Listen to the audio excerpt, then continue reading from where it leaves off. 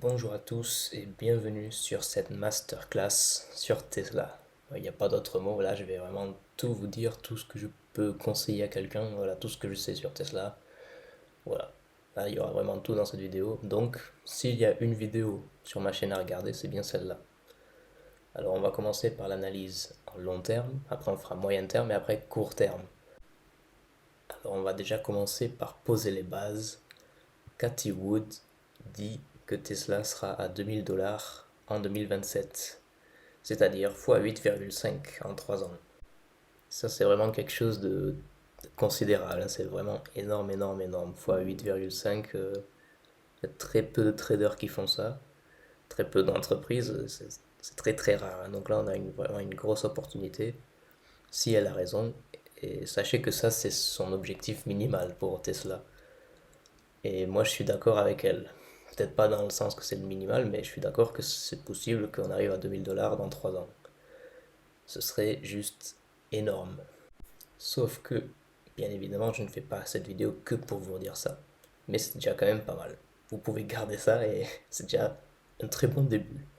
Mais moi, je cherche. C'est vraiment quelque chose qui serait énorme et ce sera dur à atteindre, mais je cherche x 42 en 3 ans avec ce que je vais vous expliquer dans cette vidéo.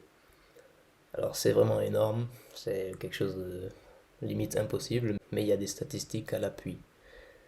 Et je vais vous expliquer comment faire. Mais là c'est un peu dans le spéculatif. C'est-à-dire que si vous voulez faire du long terme, juste achetez Tesla et attendez, ne faites rien et vous aurez quand même une très très bonne performance que personne de votre entourage n'aura. Voilà. Donc commençons par le long terme en essayant de justifier en quoi ce serait possible x 8,5. Voilà. Commençons par Elon Musk, j'espère ne pas être trop ennuyant, mais juste vous rappeler que c'est un génie, un vrai génie. Quand on regarde les businessmen et les grands milliardaires de ce monde, ben on a qui? On a Jeff Bezos, qui est parti à la retraite d'ailleurs. On a Mark Zuckerberg de Facebook. On a Tim Cook qui gère Apple.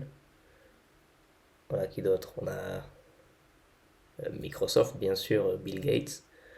Voilà. Donc je trouve que la concurrence n'est pas très folle pour lui. Il a, à mon avis, bien sûr, une intelligence supérieure à tout cela. Deuxièmement, il a une capacité énorme et sous-estimée à dépasser des obstacles. C'est-à-dire que tout ce qui va en contre de son chemin, il arrive à le dépasser. Ça, c'est une chose que peu de personnes ont en fait, et qui normalement les gens arrivent à essayer de le contourner, tout ça, ou ils se disent que c'est pas possible, mais lui, il y va droit devant, il continue et c'est vraiment incroyable sa capacité à trouver des solutions. Troisièmement, il est assez jeune, donc ça veut dire qu'il a quelques bonnes années devant lui encore. Et finalement, vous vous rappelez aussi que Tesla a été en faillite 7 fois. Même jusqu'en 2017, ils étaient au bord de la faillite. Tim Cook, le CEO d'Apple, n'a même pas voulu le recevoir pour acheter Tesla. C'est vous dire. Alors qu'à l'époque, il avait déjà le projet, Tim Cook, de faire des voitures autonomes. Mais ce que je veux dire par rapport à la faillite, c'est que Elon Musk a réussi à mener Tesla au niveau auquel il est aujourd'hui avec très peu d'argent. Il avait très peu de ressources, il était au bord de la faillite.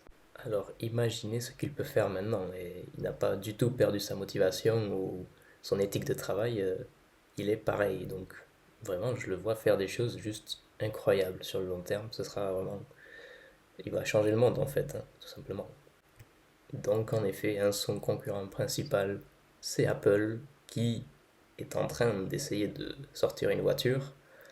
Euh, Franchement, j'ai quelques doutes sur Apple.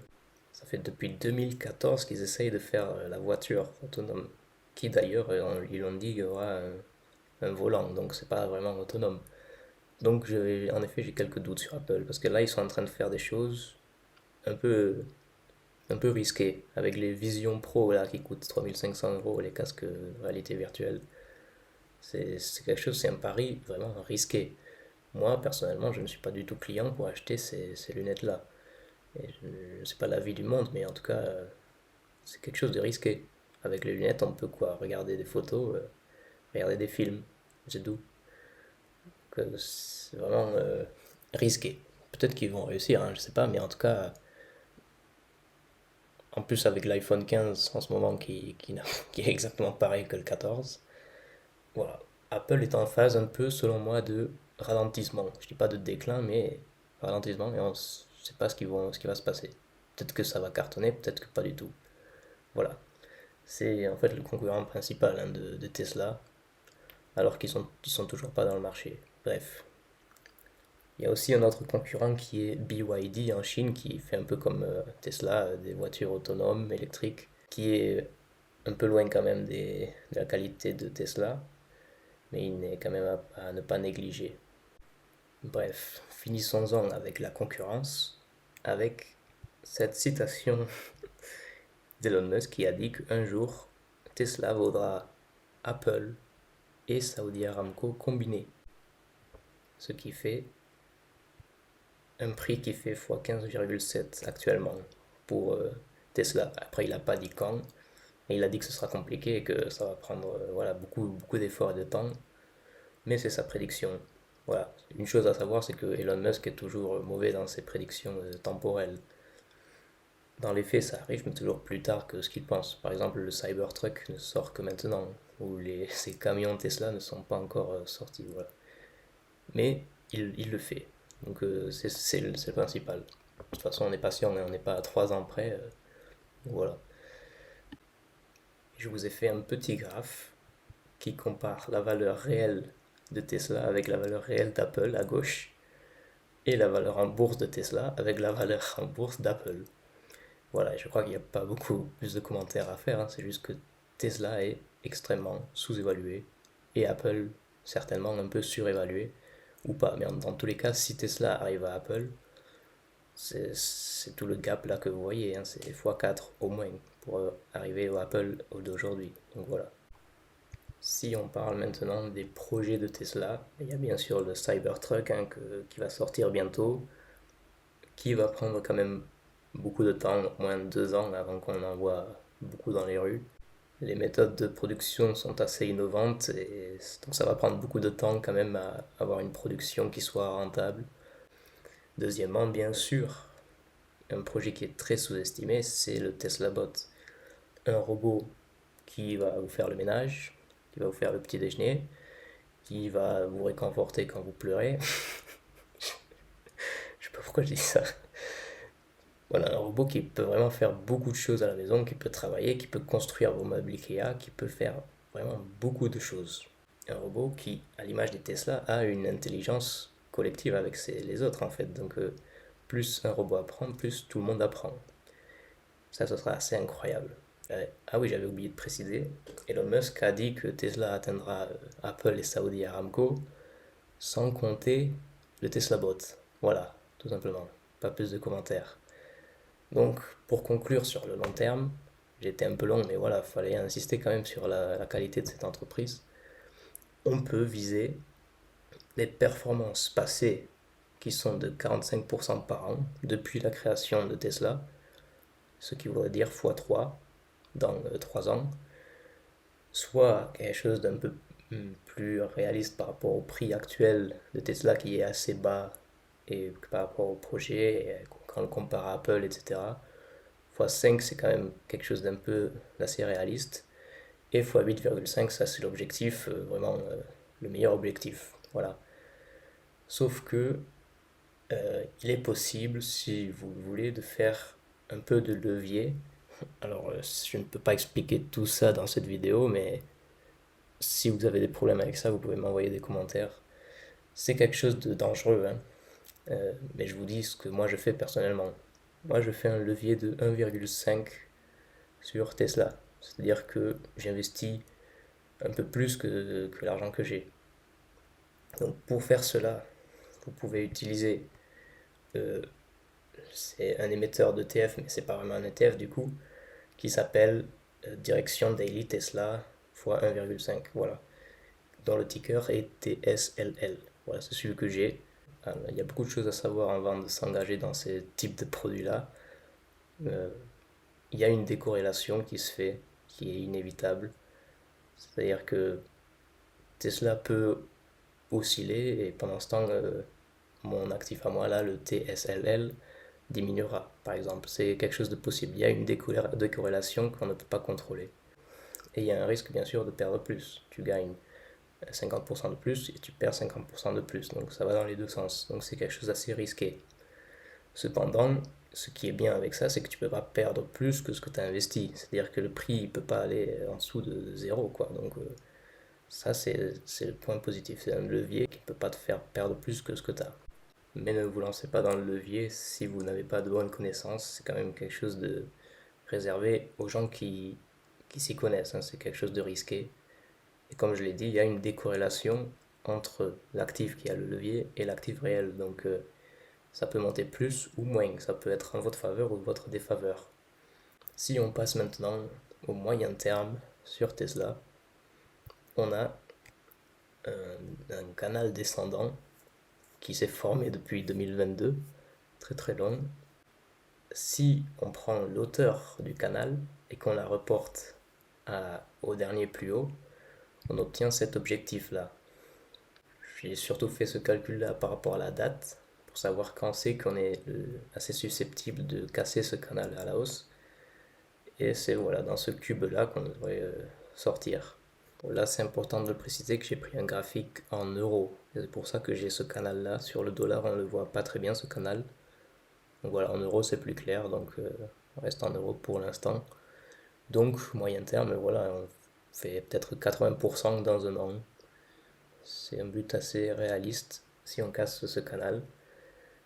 Et maintenant, la question, c'est qu'est-ce qui va se passer entre les deux, c'est-à-dire entre le point actuel et la cassure potentielle de ce canal.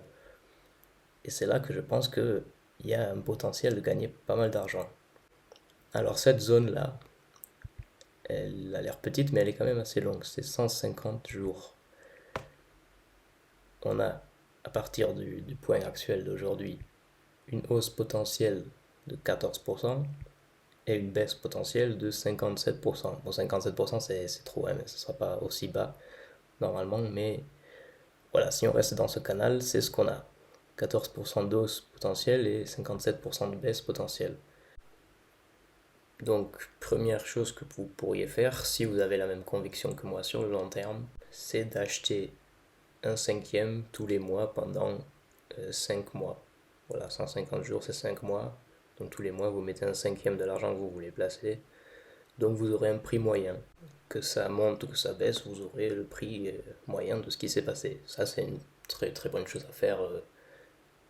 Acheter comme ça, peu à peu, tous les mois, c'est quelque chose de très sous-estimé, que personne ne fait, mais qui est très efficace, qui est très très bien à faire. Pour avoir un prix moyen, voilà, pas de stress. Vous laissez juste sur le long terme, et voilà. Maintenant, si on rentre un peu plus dans le détail de ce qui va se passer dans cette zone-là, et là, ça devient très spéculatif. Là, on parle de probabilité, et c'est quelque chose d'un peu dangereux, hein, je vous préviens.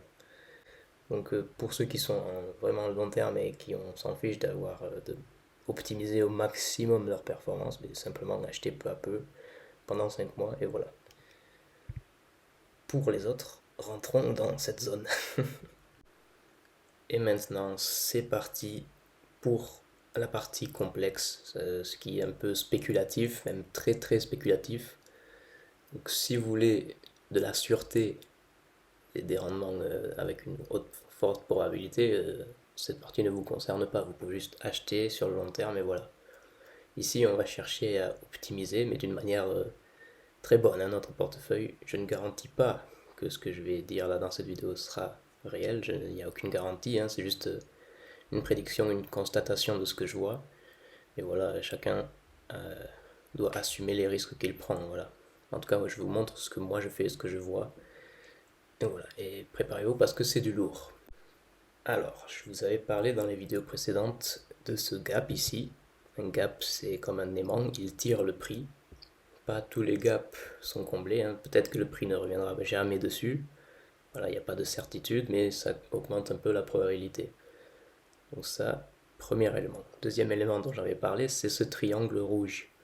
Triangle symétrique de sommet, qui a été cassé vers le bas, donc qui devrait tirer le prix vers le bas. Chose importante, ces triangles-là atteignent leur objectif en moyenne, hein, au bout de 2 mois. Là, ce sera quelque chose d'important. Qu'est-ce qui se passe au bout de 2 mois? Si on le cherche, on arrive pile au croisement entre la tendance vraiment très très long terme et le gap. Attendez, ce n'est pas fini. Donc ça nous donne une date du 19 décembre. Retenez, 19 décembre, c'est important pour la suite. Si maintenant, comme par hasard, on prendrait l'objectif de ce triangle, qui est l'objectif maximal, c'est-à-dire l'amplitude la plus grande possible, et qu'on la reporte au moment de la cassure, on atteint pile le gap. Ces figures-là atteignent leur objectif 62% des fois. Attention, signal d'alarme quand même, 62% c'est pas beaucoup. C'est presque un peu plus qu'une chance sur deux de l'atteindre. Ça pourrait tout à fait ne pas l'atteindre. Donc là, c'est un peu l'état où j'avais laissé les choses dans les dernières vidéos. Sauf que il y a plusieurs choses qui ont changé dans mon analyse depuis. Alors, premièrement, j'ai fait des études statistiques juste énormes sur Tesla. Depuis la création de Tesla, on a eu 5, en tout cas j'ai repéré 5 triangles symétriques de sommet comme celui-ci, dont 4 qui lui ressemblent, et dont un seul a atteint et même dépassé son objectif. C'est-à-dire que là, historiquement, Tesla nous donne une probabilité de 1 sur 4 pour atteindre cet objectif-là. Deuxièmement, pour les gaps, l'histoire nous montre aussi qu'ils sont rarement comblés. Les gaps de continuation, au bout de temps auquel on est actuellement, n'ont plus que 16% de chances d'être comblés. Donc ça, c'est très peu. Donc oui, graphiquement, théoriquement, les choses sont assez belles, mais historiquement, c'est moins bien. Sauf que là, c'est un peu la partie négative qui va en contre de notre projet de acheter plus bas. Sauf que il y a une figure que je n'avais pas vue et qui change tout en fait. Je regrette de ne pas l'avoir vue plus tôt. En fait, ici, on a un triangle en effet, mais on a aussi autre chose, quelque chose qui se passe avant. Et en fait, on a ici un diamant.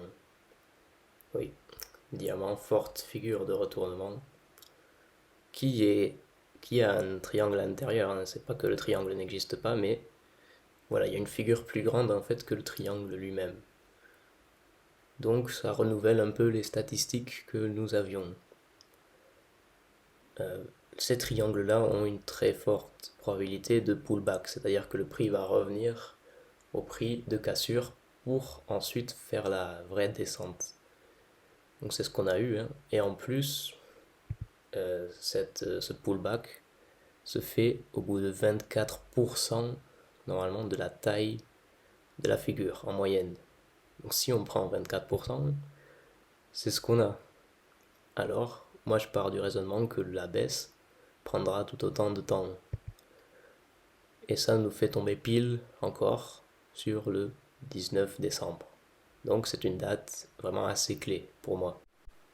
Maintenant, plus intéressant, c'est l'objectif de ce diamant, qui pour le coup laisse beaucoup moins de place à la chance.